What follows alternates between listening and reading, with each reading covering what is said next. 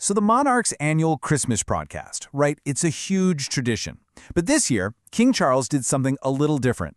He didn't just, reflect on the year. He actually built his entire speech around one single, really powerful idea. So let's break down the King's 2025 Christmas message and figure out what that big idea is. All right, so what is this one central idea? I mean, this wasn't just a random collection of holiday thoughts. The whole thing, from start to finish, is this really carefully structured argument. And it's all built on a single concept that he uses to connect our history, what's happening right now, and even the meaning of Christmas itself. Let's dig in and see what it is. Okay, here it is. That central idea. It's the concept of pilgrimage. Yeah, pilgrimage.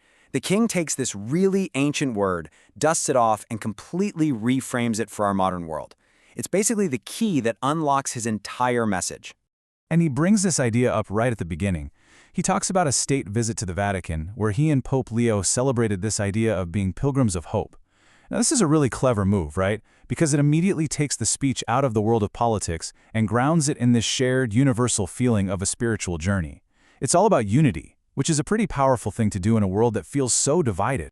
Now, to really get what he's saying, we have to understand his specific definition of pilgrimage. It's not just, packing a bag and going on a trip. For him, it's this two-part idea. You're journeying forward into the future, but at the same time, you're also looking back to remember the past and actually learn from it. And that one definition, that's the framework for everything else he's about to say. Okay, so he's laid out this idea of pilgrimage. How does he build on it? Well, first, he applies it to our collective past. He's not just using history as a nostalgia trip. No, he's treating it like a source of living, breathing lessons that are vital for us today. And what's his main example? The end of the Second World War. He specifically brings up the 80th anniversaries of VE and VJ Day. So he's choosing this moment of incredible sacrifice, but also ultimate unity, to start his journey back into the past. And he makes his history feel so incredibly personal, by focusing on the ages of the soldiers who died. He talks about war cemeteries, where the gravestones just tell the story over and over, 18, 19, 20 years old. I mean, these aren't just numbers. They make this abstract idea of sacrifice feel so immediate, so raw, and just deeply moving. So, what's the whole point of this journey back? What's the takeaway? Well, the king argues that those values from that time, courage, sacrifice, community coming together, they're not old-fashioned, they're timeless. And he basically presents them as a direct antidote to the division both at home and abroad that, let's be honest, we all see and feel today. All right, so we've looked at the past. Now the king brings that pilgrimage metaphor right into our present-day lives. And he does something interesting. He splits it into two paths that are separate, but also totally connected. There's the inward journey, and then there's the outward journey. Let's start with the inward journey. This is all about finding that bit of quiet in the middle of all the chaos. And the king uses this just beautiful line from the poet T.S. Eliot, describing it as pausing at the still point of the turning world. It's really a call for all of us to take a moment, quiet our minds, find some inner strength, and just renew our souls. But here's the thing, that inner strength isn't just for you. It's meant to fuel the outward journey, the journey of action. And he gives us these incredible real-world examples of courage and service. We're talking military veterans, selfless humanitarian workers in conflict zones, and even just regular people showing spontaneous bravery for someone else. In his view, these are the modern-day pilgrims, the ones putting compassion into practice. So what's the end game here? Where are these personal journeys supposed to lead? Well, the destination is unity.